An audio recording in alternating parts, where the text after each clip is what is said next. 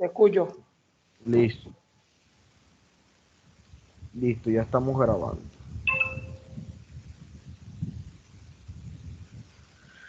Bueno, eh, buenas noches. Vamos a iniciar con el segundo año de Instituto Bíblico. Sabemos que este año es un poco largo, tedioso, muy largo, muy largo. Las temáticas son bastante complejas y necesitamos que ustedes pongan de su parte. Necesitamos que aquí van a aprender mucha historia y van a ver que todo está asociado con la historia y con la profecía. La idea es que aprendamos esas dos partes. ¿Listo? Aquí hay temas bastante controversiales desde el punto de vista de que ustedes van a, a yo sé que se va a presentar para debates, para muchos debates, y, y qué bueno, yo eh, me gustan estos temas, me gusta segundo año por eso, me encanta segundo año porque para mí es un eh, eh,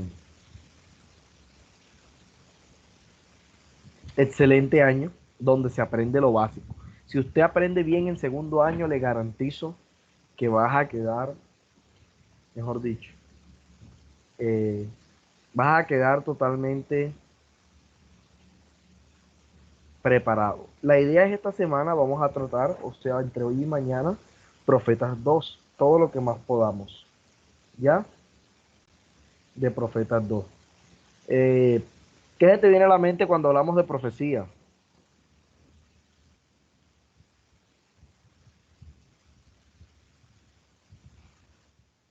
Edinson? Y te escucho. ¿Qué se te viene a la mente cuando hablamos de profecía? Bueno, de cosas futuras que aún no han pasado. Cosas futuras que aún no han pasado. Y entonces, ¿qué es el profeta? Profeta. Es un medio por el cual Dios habla a su pueblo. Medio por el cual Dios habla a su pueblo. ¿Qué asociación tiene la profecía con el profeta? Y ahí sí no tendría una definición clara. No tendría por qué. Bueno, porque me estás preguntando de pronto un tema que no tengo así muy sustentado en mí. Por Entonces, podría decir que un profeta, o sea, Dios, viendo según los términos bíblicos, Dios habló dependiendo también cada profeta, porque habían profetas más estudiados con los cuales tienen unos libros más extensos. Los bueno, profetas menores como no saben, tan estudiados. yo siempre trato de enseñarles, no, eso es un error lo que acabas de decir. Ya, Ok, sí, solo te digo ahorita que no vamos a, manejaba bien ese tema. y ahorita vamos a aprender eso, no te preocupes. La primera parte que te voy a enseñar aquí no está en el libro, ¿oíste? No está en el libro. Ok, ok. Una parte que está en el libro y otras partes que no están en el libro. Saben que yo siempre les complemento porque, ajá, la idea es que ustedes salgan al menos con conocimientos los básicos y que estén bien eh, formados. ¿Ya? Yo me sigo bajo estos objetivos que son los que me pide a mí el Instituto Bíblico, ¿verdad? De igual manera, yo me sigo bajo estos objetivos y con estos objetivos yo hago mi clase, que es lo importante. Entonces, conocer los escritos y la vida de los profetas dentro de cada una de las dimensiones del contexto, mire, social de la época en que vivieron. Vamos a hablar mucho de la época, de lo social, vamos a aprender aquí historia y van a recordar historia del colegio bastante conmigo en esta clase de hoy. Conocer la biografía de cada profeta, algo que sería importante. Identificar los periodos de cada profeta, que es importante. Y describir situaciones políticas, económicas, sociales y religiosas de Israel y las demás naciones en la época de cada profeta, que es muy importante. Determinar también la importancia del mensaje profético para nuestros tiempos. Relevante esto. Yo no puedo saber por qué un mensaje profético en Daniel tiene importancia hoy, o por qué los mensajes de Daniel tienen importancia hoy, si no he entendido qué el libro de Daniel y por qué Daniel y todo eso. ¿Listo? Entonces vamos a, a ver esas partes.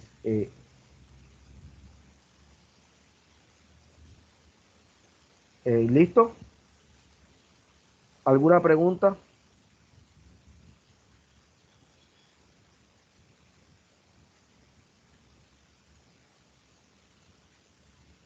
¿Alguna Si pregunta? se vieron si se vieron mis mensajes o no se alcanzan a ver, Es que no estoy viendo, estando en ese modo.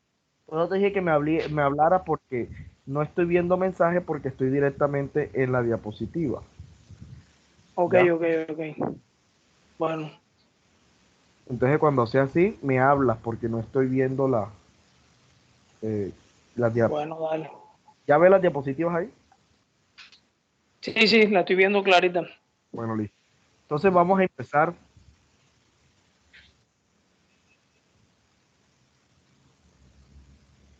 Sí, claro, puedes continuar.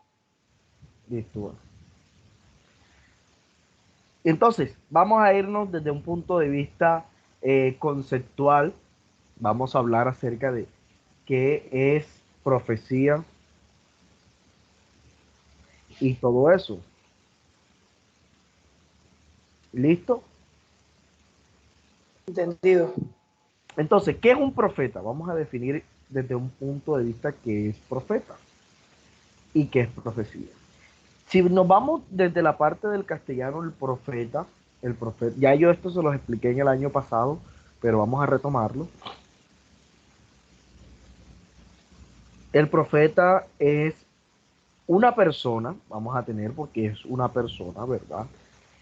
Que, eh, vamos a hablar del nombre primero para después eh, y, eh, introducirnos a ese mundo.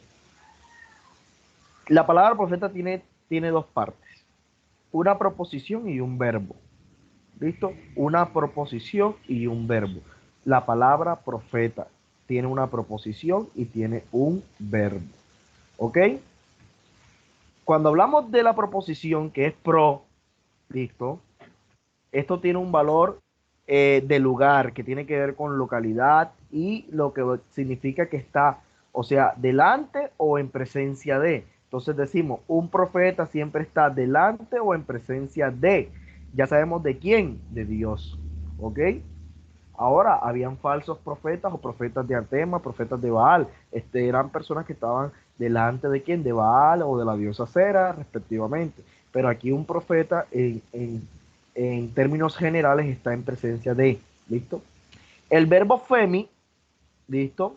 Femi, profemi, eh, que equivale a decir o anunciar. Entonces, un profeta es alguien que está en presencia de y que anuncia o dice algo, un anunciador. Por eso es que los profetas son conocidos como los eclesiastés o los atalayas también, ¿listo? En el término hebreo, ay, perdón, el término hebreo es Neví, ¿verdad? Aquí está la forma en cómo se escribe Nevin. Nevin se escribe así como lo estoy señalando acá. Se pronuncia Neuvin, ¿verdad? ¿Se acuerdan de cómo está dividida la Torá, Pentateuco, ¿verdad? La Tanaj, Sí, Pentateuco, Nevin y Ketuvim. Nevin son los proféticos y Ketuvim son los escritos.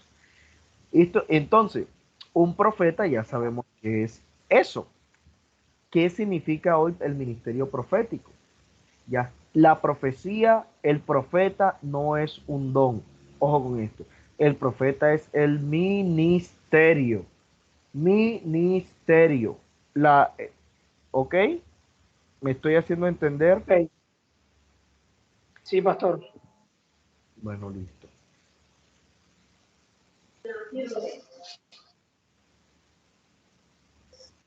¿Por qué decimos que profeta es ministerio y no es un don? Hay que aprender esto porque mucha gente, y este es el grave error de la iglesia hoy en día. ¿Mm? Que todo el que profetiza lo llaman profeta. Y esto es un grave error.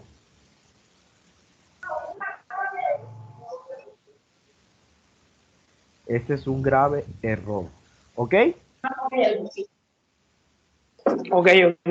Eso te lo explicó a las últimas clases Ah, listo. del primer año. Así que no voy a hacer recalcación en eso. ¿Listo? Ok. Amén. Bueno. Ahora vamos a la profecía. La palabra profecía, bueno, en la raíz es una raíz griega que es profetía, pero significa fluir o hablar en lugar de otro. Ya ves, fluir o hablar en lugar de otro. Entonces, una profecía es el resultado de una espontánea inspiración divina. Lo que yo les decía, una profecía viene cuando hay un ambiente sobrenatural. Para tú ser profeta no necesitas un ambiente sobrenatural, porque Elías cuando hizo caer fuego del cielo no estaba en un ambiente sobrenatural, simplemente estaba sentado reposando y envió la palabra, porque es que el profeta es el ministerio, el profeta ocupa el ministerio, pero la profecía es el don, ¿ya? El don, el don. Ahora, ¿puede alguien profetizar si sea un profeta? Sí, totalmente sí. Y es lo que se ve más a menudo y más seguido en nuestras iglesias. ¿Ok?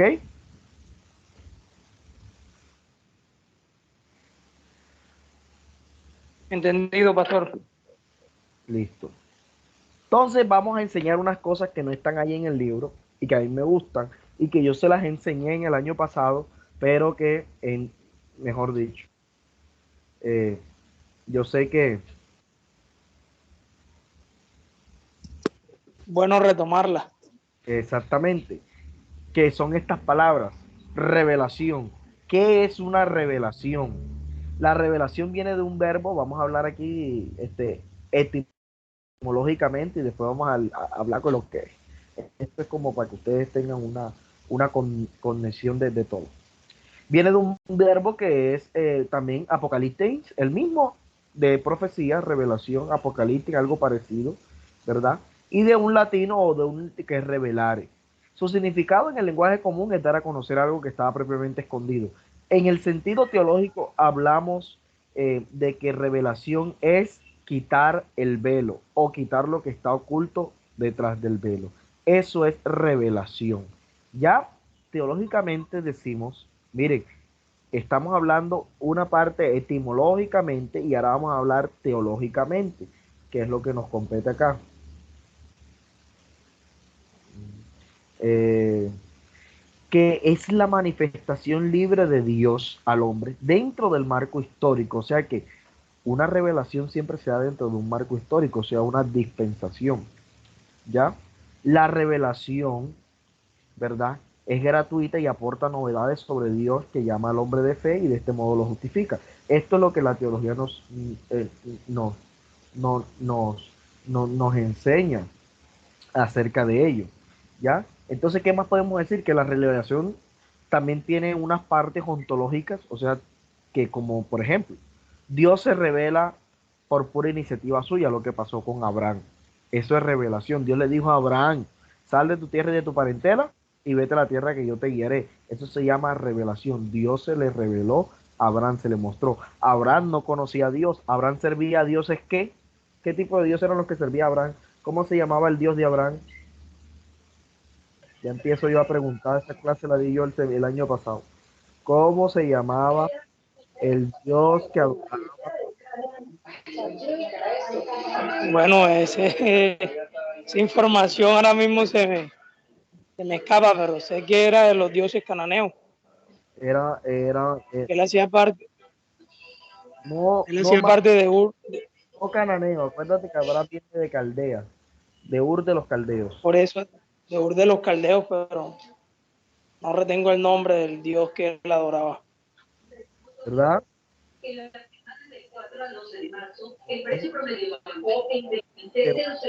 Por ahí se acaba de unir alguien más, Sí, sí, bueno, no se preocupe, déjelo ahí.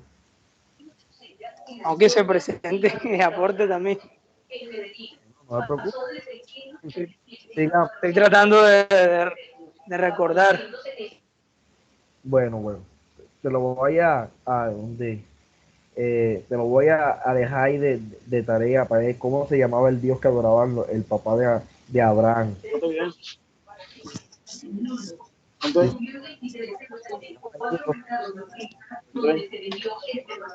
sí, no te da la copia. Alguien me está hablando.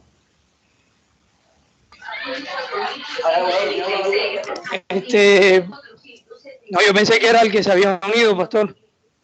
Bueno, silencio y listo. Bueno, sigamos en nuestra tónica. Entonces, ahora Amén. también, revelación es la capacidad que tiene el hombre de acoger y responder a la fe. Volvemos con el ejemplo de Abraham. Dios se reveló a Abraham, o sea, Dios le dijo a Abraham, sal de tu tierra y de tu parentela, ¿verdad? Pero fue decisión de Abraham, ¿verdad? Responder a esa revelación o responder a eso. ¿Listo? Amén. Ok. Ahora, hablas también de un contenido objetivo revelado. ¿Qué significa esto? Aquí es de la palabra de Dios. ¿Listo? La Biblia. La Biblia es la palabra de la revelación. Entonces, cuando hablamos de revelación, hablamos de algo que estaba escondido, algo que no existía, algo que,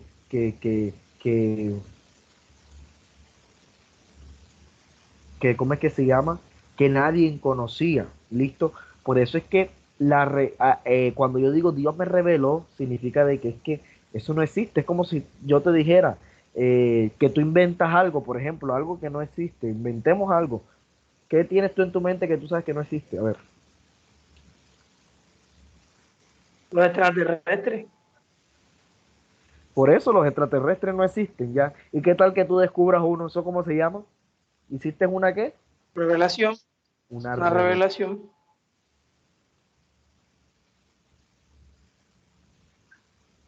Entonces, entonces eh, me entiendes en esa parte.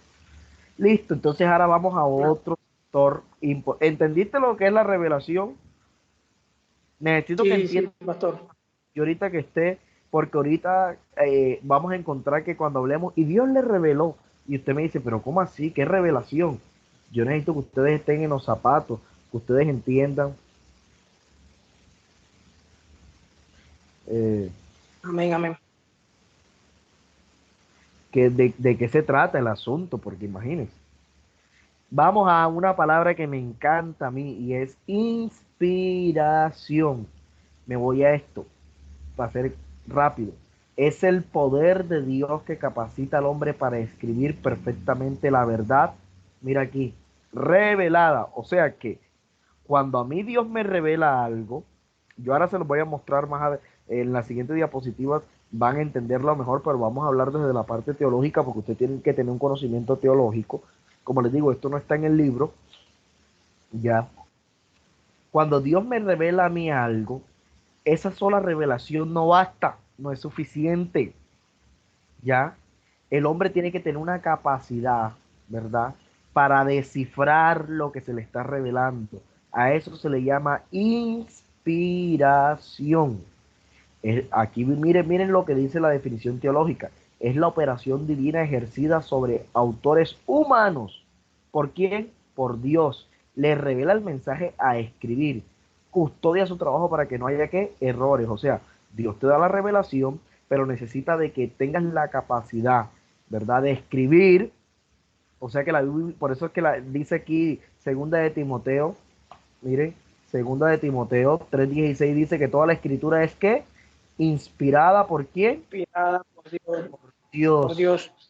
Ah. Y Job, que vos tienes Biblia ahí, búscate Job 32:8 que nos dice, que nos habla acerca del entendimiento. Rapidito, Job Job 8. 32, 8. Sí.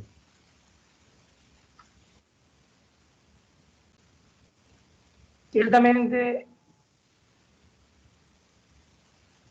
dice, ciertamente espíritu hay en el hombre y el soplo del omnipotente le hace que entienda. Ok, entonces mira lo que dice aquí, lo que nos dice aquí, que no, ajá, su aliento divino para que todo el escrito original sea absolutamente la palabra de Dios viva y eficaz u operante. Entonces, desde el punto de vista teológico, podemos entender que una inspiración significa respirar en palabras. Inspiración es una respirar cuando tú tomas aire. O sea, el aliento de Dios en el hombre para que el hombre hable o escriba correctamente y con autoridad la verdad revelada de Dios. Entonces, cuando nosotros predicamos, estamos siendo inspirados por el Espíritu Santo de una manera que correcta, con autoridad, la palabra revelada. Por eso es que una prédica debe hacerse bajo la guía del Espíritu Santo. En esta imagen que tengo yo acá lo explica todo. Mira, el tipo está escribiendo, imagínate aquí, el ángel le trae el mensaje, pero el profeta no entiende, pero entonces el Espíritu Santo inspira a él para que entienda, no solo él entienda el mensaje, sino que tenga la capacidad de escribir el mensaje, de redactar el mensaje para que otros entiendan. ¿Me estoy haciendo entender? Amén, amén. Entonces, la Biblia dice en 2 de Pedro 1:21 que dice que ninguna profecía fue traída por voluntad humana, sino que los santos hombres de Dios escribiendo siendo inspirados por el Espíritu Santo. Ah, ok, entonces la Biblia es la palabra revelada, pero la palabra revelada necesita inspiración para poderse comunicar a otros. ¿Estoy haciendo entender en esa parte? Amén. Entonces, ¿alguna pregunta al respecto? No, hasta el momento no, pastor. ¿Todo clarito? ¿Les queda claro ese concepto? Amén. Bueno, A mí me queda claro. bueno, aquí me faltó algo, pero bueno, aquí tenemos otro texto, voy a corregirlo aquí enseguida. ¿Están viendo la diapositiva? Sí, pero ahora mismo se me acaba de quitar. Sí, sí, denme un momentico, que me faltó escribir algo aquí y me acabo de dar cuenta.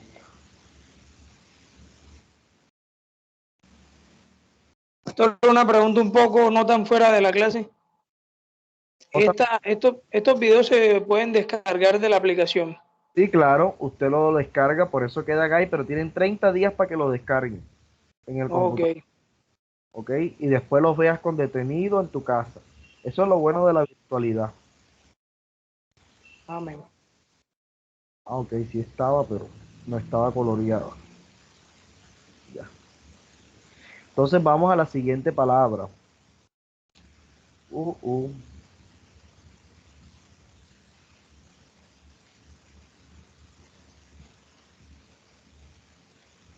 Ya les pongo las diapositivas, que me había equivocado en algo.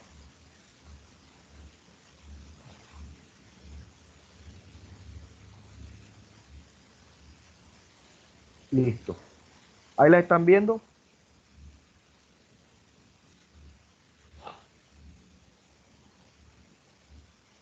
La están viendo.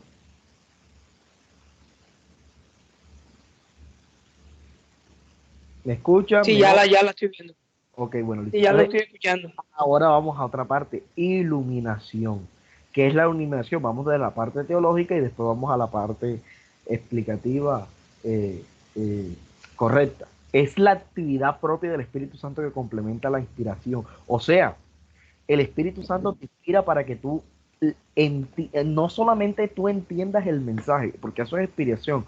Yo entiendo lo que estoy siendo revelado. Por ejemplo, Dios te está revelando a ti, ¿cómo es que vamos a poner algo aquí, algo loco aquí? Dios te está revelando unos boxers amarillos, ya. Y tú dirás, pero eso, ¿qué significan esos boxers amarillos? Porque a los profetas Dios les reveló tanta locura, pero ellos tenían que descifrar. Por eso Dios les preguntaba, ¿entiendes lo que ves? ¿Eso se llama qué? ¿Cómo se llama eso? Inspira, Iluminación, inspiración. inspiración. Ah, porque tiene la revelación, pero necesita la inspiración para entender y para poder comunicar el mensaje. Pero ahora necesitamos la iluminación, que es la actividad que también hace el Espíritu Santo, que complementa la inspiración. ¿Qué es esto? Ahora, esto actúa sobre los que te oyen, ¿ya? Entonces, las personas que te oyen, el Espíritu Santo hace que sean iluminados por la palabra, o sea, que entiendan lo que tú estás diciendo. Por eso es que decimos que la inspiración capacita a los escritores, pero la iluminación a los lectores, desde el punto de vista bíblico. La iluminación es necesaria para comprender y creer de corazón la verdad bíblica. O sea, no solamente es entender lo que la Biblia dice, sino aceptarla. Por eso se llama iluminación. ¿Qué hace la luz? Aclara, ilumina ilumina, nuestra locación. echa fuera las tinieblas, ¿ya? Trae Claro. visibilidad. Entonces, eso es iluminación. Bueno, entonces seguimos hablando de los profetas. Entonces, el periodo de los profetas abarca del Antiguo Testamento, porque estamos hablando del Antiguo Testamento, aún no hemos entrado en el Nuevo Testamento, abarca un periodo de 500 años, o sea, desde el siglo 9 hasta el siglo cuarto. ¿Listo? O sea, 4 siglos Listo.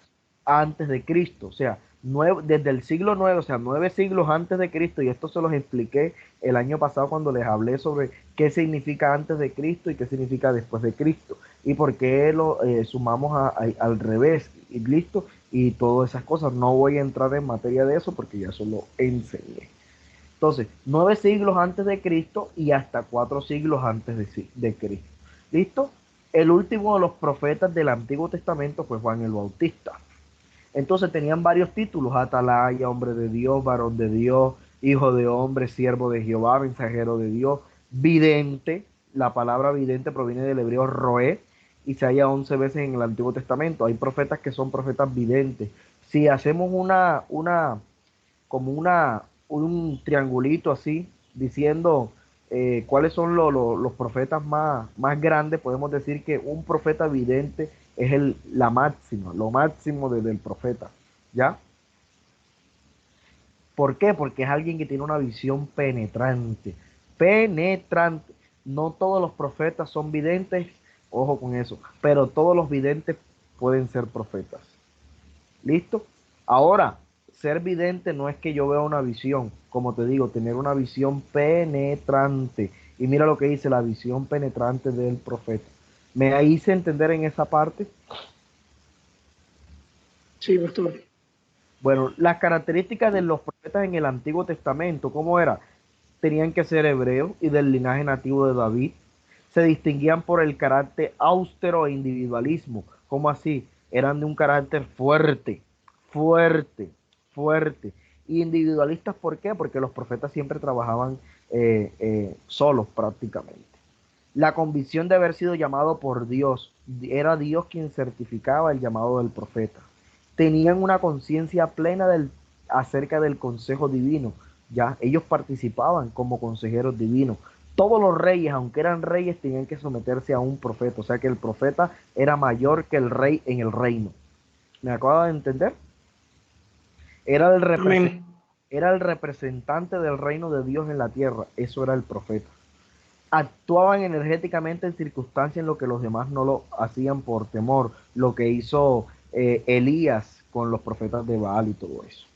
Bueno, en esta tabla sí la logran ver, fue como una tablita que encontré aquí, está incompleta porque faltan muchos profetas, pero bueno, aquí encontramos como que los más importantes. El periodo de los profetas empezó con Samuel. Claro, antes de Samuel hubieron profetas, sí, hubieron profetas antes de Samuel, claro que sí. Por ejemplo, un ejemplo de profetas antes de Samuel, Edinson. Estas antes de Samuel. ¿Mm? Esta mujer, Débora, era una profetisa. Exactamente, Débora, claro, y jueza de Israel. Listo, Débora. Entonces vemos que sí habían profetas antes de Samuel. Pero cuando Samuel llegó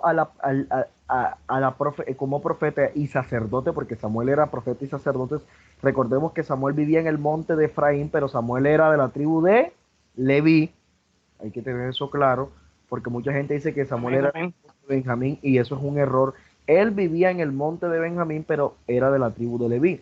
Entonces Samuel, cuando sucedió todo con Elí y la casa de Elí, él se dio cuenta de la necesidad que había y de la falta de dirección que había, y constituyó lo que nosotros llamamos la escuela de los profetas, que son lo que a partir de Samuel se llaman los hijos de los profetas. Esas son las escuelas de los profetas. ¿Qué hacían? Tomaban a los niños desde muy pequeñitos, pequeñitos, ¿verdad? Que tenían el llamado a profetas y se los llevaban a ciudades en donde los cuales los profetas tenían, por así decirlo, escuelas sí, internados, y los formaban en todo el ámbito de la profecía. Les enseñaban cómo era cuál era la función de un profeta, cómo profetizar y todo lo relevante a esto. ¿Me he hecho entender? Amén. ¿Cuál es uno de los profetas? Una pregunta, necesariamente, pues el nombre de hijo de profeta es solo por lo que usted acabó de explicar, no necesariamente tenían que ser hijo de profeta, ¿cierto? Te vas a dar cuenta que muchos de ellos no descendían de un linaje de profetas, pero sí tenían que estar dentro de las tribus de Israel y ser del linaje de David en su gran mayoría. ¿Ya? Ok. Vamos a hablar de eso. ¿Se escucha alguna brisa de abanico ahí, pastor? Ya la hablamos. Estoy tratando. No, o sea, no, por parte mía, lo que pasa es que estoy tratando de poner el abanico que menos bulla hace, me está haciendo calor. Ah, bueno, compra aire. Bueno, sigamos. Natán, quizás estos dos para mí son uno de los profetas interesantes en el Reino Unido, ¿verdad? Aquí me faltó un profeta que es el que yo más admiro. De estos dos, admiro a uno. Me encanta, que es el profeta Gad. No está aquí. Gad era vidente y profeta, o sea que tenía un cargo mayor que Natán. Pero Natán era el profeta de la corte real. Hay que tener eso claro. Samuel fue uno de los profetas importantísimos porque fue el que fundó las escuelas de los profetas, fue el que, como por así decirlo, fue el primer rector del colegio de los profetas, fue el que dijo lo que había que enseñarse, lo que debe enseñarse, cómo debe enseñarse, quiénes deben enseñarse. O sea, todo lo que sabemos y todo lo que conocemos acerca del periodo de los profetas se lo debemos a Samuel. ¿Listo? Amén. Samuel fue el profeta de los dos primeros reyes de Israel, bueno, de los primeros reyes de Israel, y fue el último juez de Israel.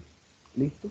Tenemos a Elías, Eliseo, al profeta Amós, a Oseas, tenemos a Jonás. Aquí están por periodos. Mira, estos son los profetas del reino del norte, o sea, de Israel, y estos son los profetas del reino del sur, o sea, de Judá o Jerusalén. Esto es Samaria, Israel, reino del sur es Judá, eh, Samaria, Israel, esto es Judá, Jerusalén, listo, el reino del sur. Entonces aquí está Isaías de Jerusalén, listo, Miqueas, Sofonías, Jeremías, Nahum, Abacú, Ezequiel, Abdías, Isaías, bueno, se repite aquí, pero es el mismo, Isaías, Zacarías, Joel, Malaquías y Jonás, que aquí lo ponen como el último, pero Jonás más que todo profetizó en el reino del norte más que en el sur.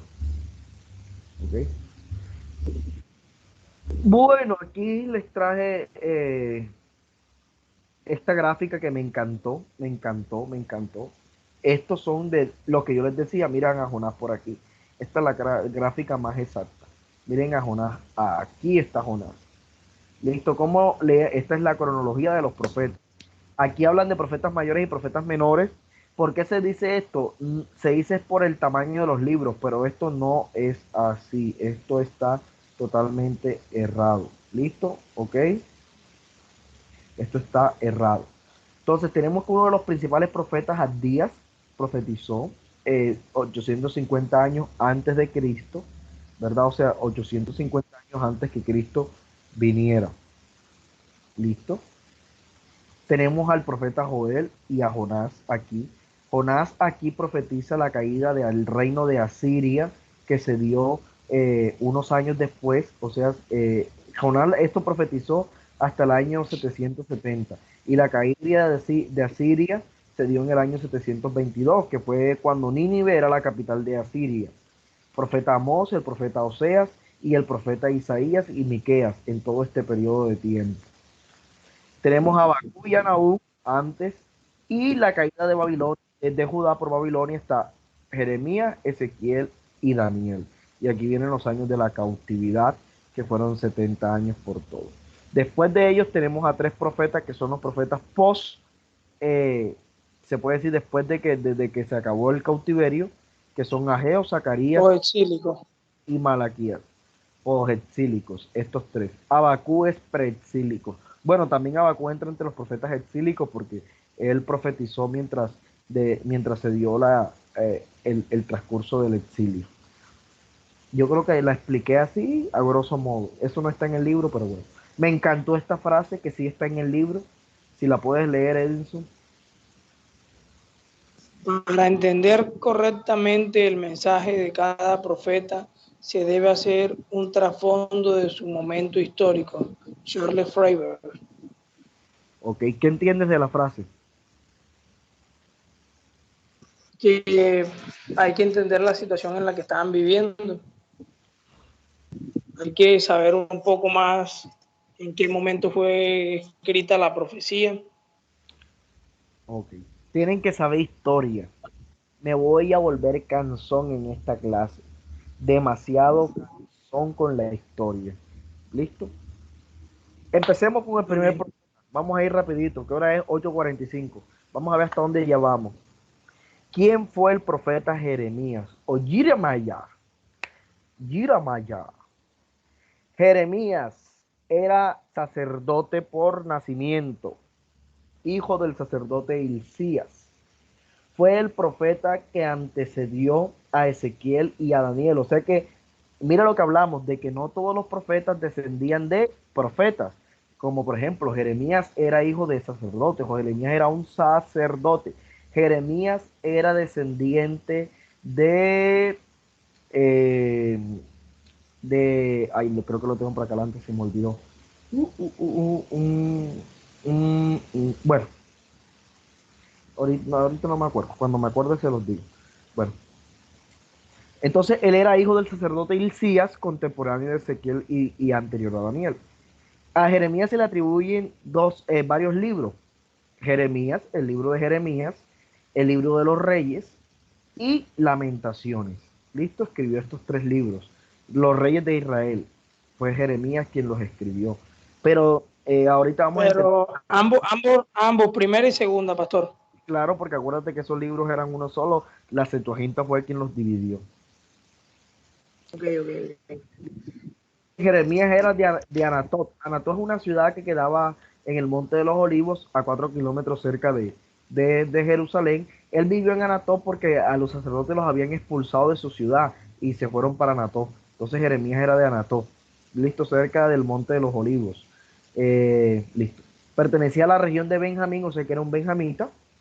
Él era sacerdote, como Ezequiel era sacerdote y como Zacarías era sacerdote.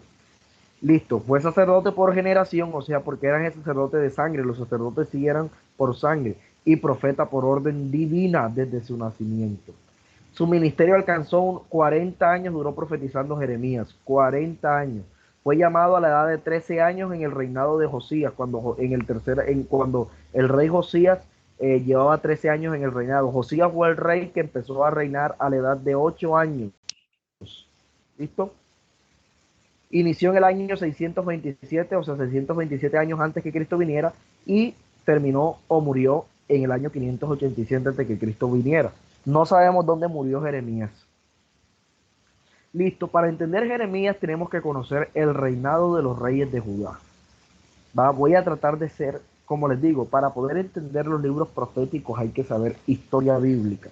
Si usted no sabe historia bíblica, no vas a entender los libros proféticos o te va a ser muy difícil.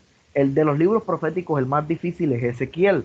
Si usted entiende los dos primeros, que son Jeremías y, y Daniel, yo me doy por premiado. No les voy a exigir que se me entiendan Ezequiel, porque Ezequiel es bastante difícil. Trataré de cómo es que Explícalo. de dar lo mejor de mí para que ustedes lo entiendan. ¿Listo? Entonces, Pastor. tenemos un rey que es el rey Manasés. El rey Manasés es hijo voy a prender mi cámara para que vean que la gente cree ay, que él nos manda a aprender historia y él no sabe historia. Yo me sé todas estas historias, lo que pasa es que, ajá. El rey Manasés es hijo, y para remate tengo que estar pendiente del celular porque me consultan del hospital. Es hijo de un rey que fue excelente rey, o fue excelente rey, pero cometió un grave error. ¿Listo? Que es el rey Ezequías. Manasés es hijo de Ezequías. Manasés reinó alrededor de 53 años en Jerusalén. Fue el reinado. Manasés fue el rey que mató al profeta Isaías, lo mató como aserrado. Isaías fue el rey, el profeta en los tiempos de Ezequías. Listo. Fue un rey malísimo, malísimo, malo. Manasés fue malo. Métanse en la cabeza eso. Manasés fue un rey malo. Como te dije, el padre de Manasés se llamó Ezequías. El rey Ezequías cayó enfermo. ¿Ya? Sí, el que le pida, es el que le pide a Dios que le extienda su... Exactamente. Entonces Dios viene y le da una palabra a través del profeta Isaías y le dice que le va a añadir 15 años más de vida. En Babilonia acababa de asumir el reinado un hombre llamado Nabucodonosor. Bueno, tenía ya unos añitos, pero no era mucho. Nabucodonosor, rey de Babilonia. Sí, no, Nabucodonosor, sí, en esos tiempecitos. Eh, Nabucodonosor, no, Nabucodonosor era príncipe. Ya, era príncipe en Babilonia. Nabopolassar era el rey de Babilonia. ¿Listo? Entonces, el rey de Babilonia mandó a visitar al rey Ezequías y le mandó regalos. Ezequías cometió un error y fue que le mostró todos los tesoros que habían en la casa de Dios y en la casa real y todo. Isaías vino y lo exhortó y le dijo, vinieron unos hombres de Babilonia y ¿qué vieron? Y él le dijo, Ezequías le dijo así como arrogantemente, le dijo, todo. No hubo una sola cosa en mi reino que no les haya mostrado. Y hubo una palabra del profeta Isaías que le dijo, bueno, todo lo que estos hombres han visto pasará al rey a manos del rey de Babilonia. Y esa palabra se cumplió. Y le dijo, pero por misericordia de ti no va a ser en tus tiempos, sino en los tiempos de tus hijos. Y lo peor que yo veo que tuvo Ezequías fue eso que dijo, bueno, al menos en mis tiempos habrá paz. Y murió y se levantó su hijito Manasés, que fue un rey asquerosamente malo, así lo voy a decir, perdón por la expresión. Manasés muere de 53 años. En el año 644, o sea, después de que de Manasés, nace Jeremías y se levanta en el año 642, o sea, 2 años antes de nacer Jeremías, un rey que era hijo de Manasés llamado el rey Amón. Si este fue malo, este fue peor. El rey Amón fue tan malo que lo mataron sus propios siervos. Lo mataron, ¿ya? No duró mucho, apenas duró 10 años, 8 años reinando. Y entonces tomaron los hombres y levantaron a un rey muy bueno, que fue el rey Josías. Tenía 8 años cuando lo pusieron a reinar, al rey Josías. Reinó aproximadamente 80 y tantos años, ¿para ver? ¿Sí? No, miento, 60. ¿Qué? No, 50 y tantos añitos reinó Josías también. Fue un rey bueno, fue un rey muy bueno, pero tuvo un solo error, ¿ya? O Josías tuvo un único error y ese error fue el que le costó su muerte. Ahorita que hablemos bien, vamos a saber cuál fue el error de Josías. Después se levantó un rey que fue el rey Joacás, después se levantó el rey Joacín. Joacás se levantó, listo, que era hijo de Josías, y el faraón Necao de Egipto lo tomó preso, se lo llevó a Egipto. Entonces, y puso a Joacín, ¿verdad? Como rey, como rey. Joacín fue derrotado por Nabucodonosor y Nabucodonosor puso a Joaquín, que era tío de Joacín. Él no se llamaba Joaquín, él tenía otro nombre, pero Nabucodonosor se lo cambió a Joaquín. Listo. Joaquín se rebeló contra Nabucodonosor y Nabucodonosor puso a otro rey que se llamó el rey Sedequías, que fue el último rey de Jerusalén. ¿Listo? Me hice entender.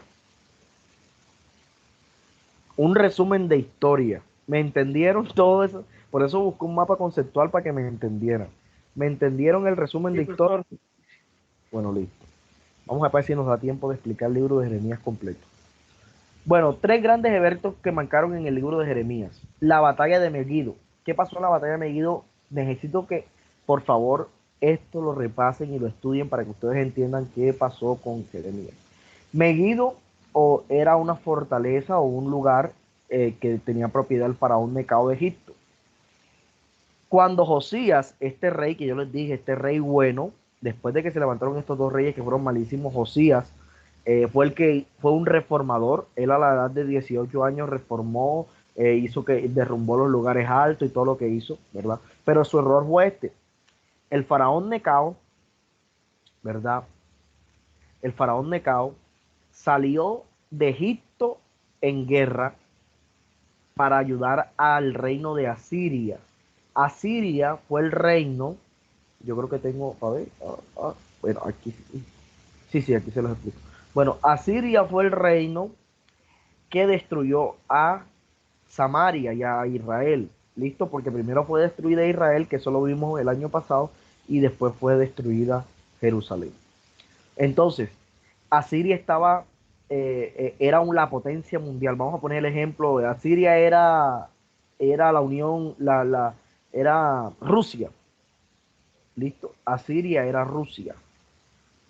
¿Listo? Entonces, Necao, Egipto, era como China. Iba a ayudar. ¿Por qué? Porque cuando Asiria destruyó Israel y destruyó todo eso, se levantó un nuevo rey, o sea, que fue Babilonia, el reino de los babilónicos. Se unieron los persas y se unieron los medos, y eso formaron el rey en Babilonia, y ellos acabaron con Asiria. Entonces Necao, como era llave, amigo de los de Asiria, fue a ayudar para recuperarle el poder de Asiria. El rey de Judá, que era el rey Josías, se enteró de que Necao había salido de Egipto y que salió a atacarlo, a destruirlo. El profeta le dijo a Josías: no vayas porque vas a morir. Y aquí lo pueden encontrar en Segunda de Crónicas 35, 20, 27.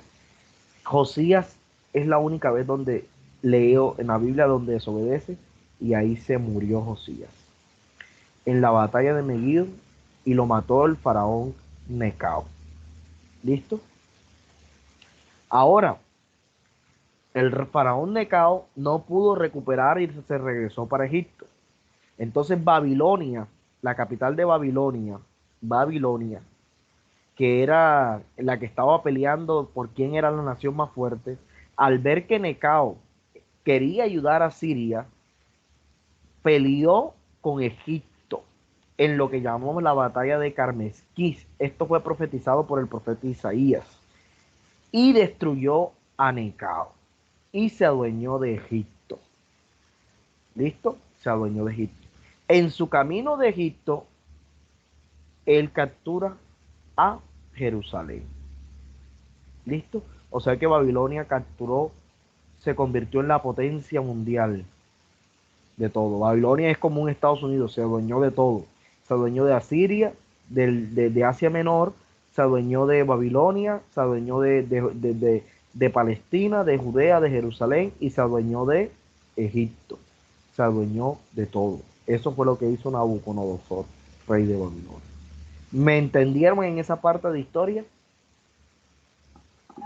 Sí, pastor. Tienen que leer el libro para que la entiendan. Al final del libro creo que hay un resumen de eso. Listo. Entonces, cuando muere eh,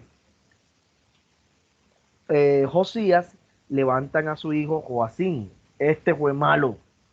A pesar de que su padre fue bueno, fue malo. Joacín fue el peor. Lo peor que le... Mira, si Manasés fue malo, lo peor que le pudo haber pasado a Judá fue que se levantara Joacín. Fue malo. Y fue también malo para el pobre Jeremías. ¿Ya? Joacín apenas reinó 11 años. ¿Ya? Aquí está, era orgulloso, egoísta, codicioso, vengativo. Puso impuesto en el país un duque dos. Ese era Joacín, un duque dos. Abruma al país con impuestos. Ay, que esto no lo vayan a ver los juristas porque me matan. No se lo vayan a mostrar ningún jurista. Bueno, omitamos eso. Ya. No, está bien, ese sinvergüenza se le embarró. Indiferencia o sea, no mostró. Jeremías Solo habló. una pregunta, esta parte que está mostrando ahora está en el libro, ¿cierto? Sí, esta parte está en el libro. La puse así para que ustedes me entendieran, porque si no iban a estar perdidos. Jeremías habló de él muchas cosas. Entonces Joacín fue un rey malo. Tan malo fue que sus propios siervos lo mataron. ¿Ya? Lo mataron. A Joacín es que Jeremías le escribió aquí en Jeremías capítulo aparece, le escribió un rollo y él lo quemó, ¿ya? Acordémonos que Jeremías tenía un amigo que se llamaba Barú. Barú es el que escribió todo el libro de Jeremías, lo escribió Barú porque Barú era escriba. O sea, Jeremías lo dictaba y Barú lo escribía. ¿Listo? Entonces el rey quemó el rollo. Entonces ahí Jeremías habló de las consecuencias de que lo que iba a pasar porque el rey había quemado el rollo. Jeremías también nos habla acerca del nuevo pacto, acerca del cual no iba a ser escrito en corazones de piedra, sino en corazones de carne, y habló, eso es lo que se llama el pacto de la gracia. Ok, ¿me entendieron esa parte? Sigamos con el rey Joacim. Entonces, cronología. Cayó Asiria, cayó Israel por el reino de Asiria. Pum, aquí. Bueno, vamos primero. Se divide Israel en el reinado de Roboán, hijo de Salomón. Unos años después, el reino de Israel cae para que se cumpliese la profecía dada por el profeta Elías. Listo. Después Asiria cae por los babilónicos. Babilonia destruye Asiria. ¿Listo? Entonces, ¿qué pasa en Judá? Están los reyes que ya hablamos. Muere Josías y se levanta Joacás, ¿verdad? Después de Joacás, hijo de Josías, se levanta Joacín, ¿ya? El cual, bueno, lo pone en todo eso. Después viene, Joacín es el que pone el faraón Necao, ¿listo? A Joacás se lo lleva preso Necao, que apenas duró 3 meses, pobrecito. Y a Joacín lo pone el rey Necao. Después,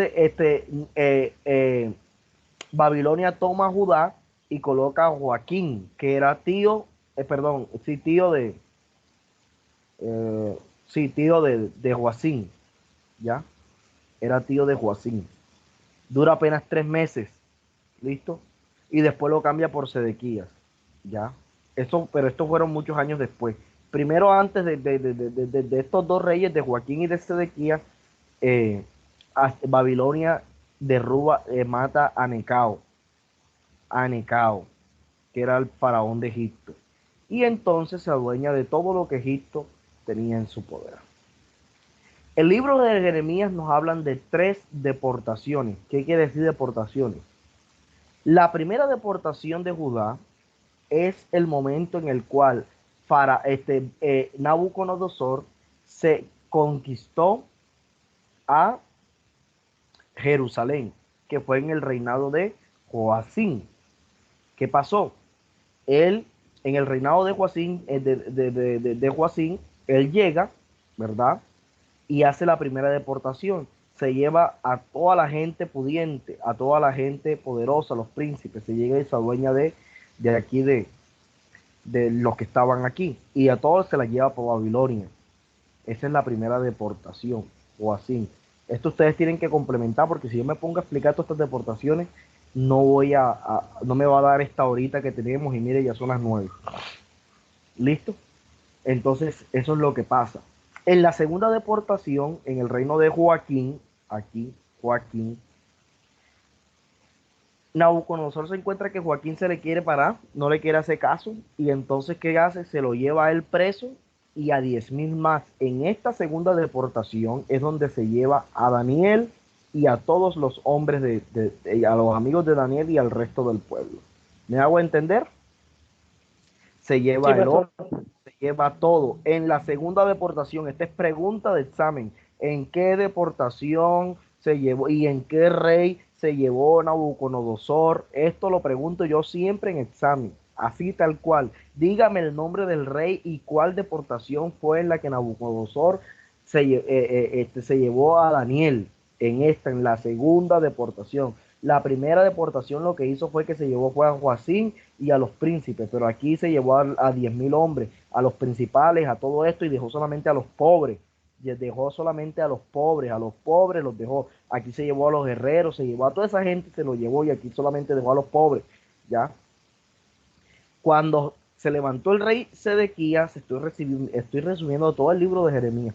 Cuando se levantó el rey Sedequías, que también se le levantó, Jeremías le profetizó a Sedequías y le dijo: ríndete, no te le levantes al rey de Babilonia. Él no le hizo caso. Entonces solamente lo que quedaban eran los pobres, y pasó la tercera deportación, que fue donde mataron a todos los hijos de Sedequías, se los degollaron de frente y a Sedequías le sacaron los ojos y se lo llevaron para Babilonia.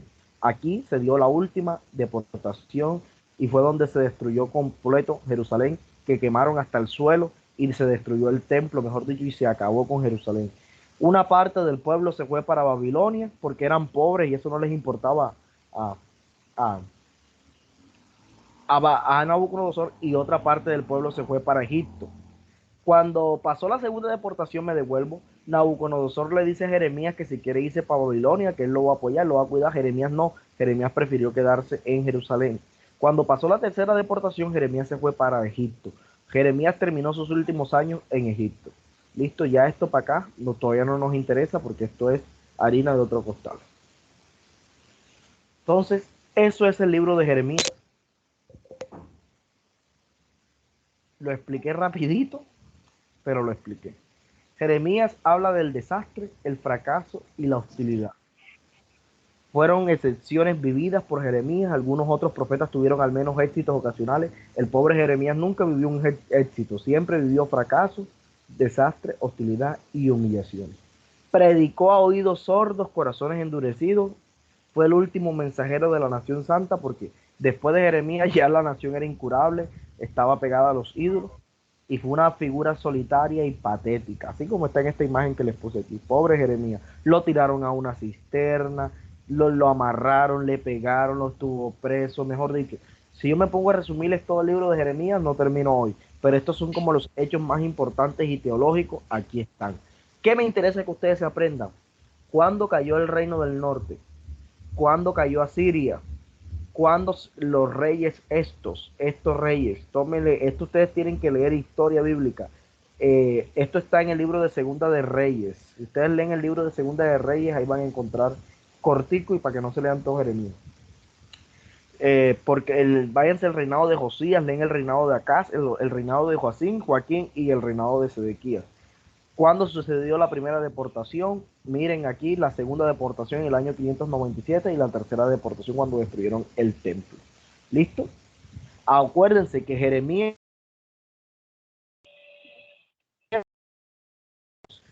pero Jeremías estaba en la capital del reino y Ezequiel estaba en otro lado. Esa es harina de otro costal que no voy a explicar ahora. Este es un videito que les traje. El libro del profeta Jeremías. Jeremías fue un sacerdote israelita que vivió y trabajó en Jerusalén durante las últimas décadas del reino del sur, Judá. Él fue llamado como... Bueno, ese video se los mando para que se los vean de peor porque es bastante largo. Ese es como un resumen de todo. Ahora vamos al siguiente libro. Ojo, Lamentaciones no es un profeta, es un libro. ¿Listo? Me encantó esta diapositiva. Entonces, el libro de Lamentaciones originalmente se le llama ¿qué? Póngale admiración ahí. ¿Qué? El pobre Jeremías, mírelo cómo está ahí. La Septuaginta lo denominó en griego Ishironei, que significa canto fúnebre, lamentaciones, endechas, llanto, todo lo que usted quiera meterle a eso. El propósito de Lamentaciones era enseñar el trasfondo histórico de los 5 poemas. O sea, cada poema de Lamentaciones lo que explica es lo que pasó en cada uno de los momentos históricos de la destrucción de Jerusalén. Lo que yo ya les traté de medio explicar. ¿En qué año se dio la destrucción de Jerusalén? En el año 587 a.C. Entonces, Lamentaciones 1 habla de la desolación de Jerusalén. Cómo estaba Jerusalén de desolado. Lamentaciones 2 nos habla del castigo de Dios. ¿Por qué? Porque Jerusalén lo había abandonado y se había ido en pos de otros dioses. Lamentaciones 3 habla de la reacción de Jeremías. Cómo el pobre Jeremías vivía regañando al pueblo para que se volviera a Dios. Pero el pueblo nada. Lamentaciones 4 nos habla de la ira de Dios, cómo Dios decidió castigar al pueblo y lo que vendría. Y la reacción, y Lamentaciones 5 habla de la reacción del remanente, ya después que pasó toda la deportación que Nabucodonosor conquistó a Babilonia, cómo el pueblo después andaba arrepentido. ¿Listo? Entonces, Lamentaciones está dividido así, 5 capítulos. Vamos a ordenarlos así. El capítulo 1, la causa de la aflicción. El lamento del profeta. El profeta del 1 al 11 se lamenta aquí de toda la idolatría del pueblo y de todo lo que el pueblo hacía. la desolación, todo lo que el pueblo estaba haciendo, la transgresión, el pecado, el lamento de Jerusalén. Ay, Jerusalén, cuántas veces quise juntar a tus hijos como la gallina, pero no quisiste. Su aflicción y la confesión del pecado, pero nada. La fuente de la infección, de la infección, ya estoy en la clínica.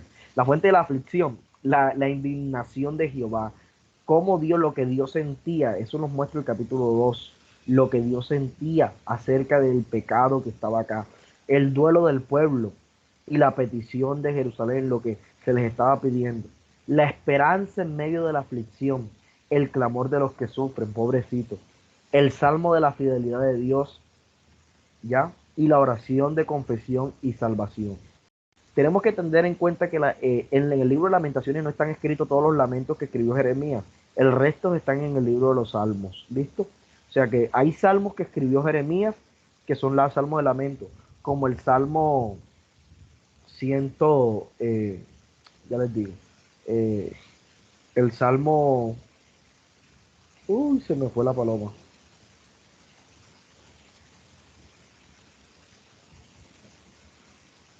Yo siempre les digo ese salmo, Salmo 137, Salmo 137, que son los ríos de Babilonia.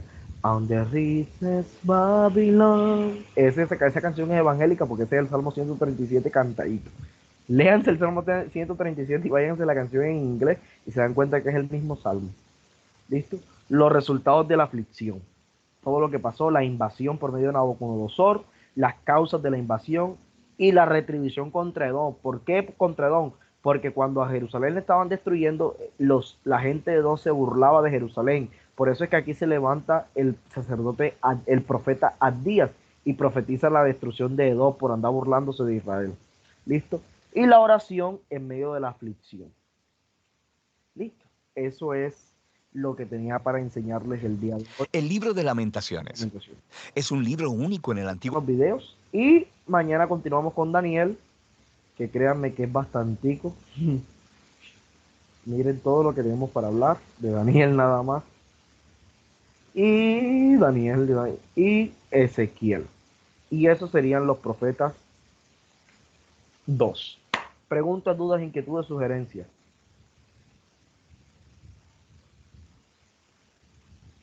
No, hasta el momento no tengo preguntas. Por eso era que quería que Todo clarito. los otros hermanos aportaran. Todo clarito.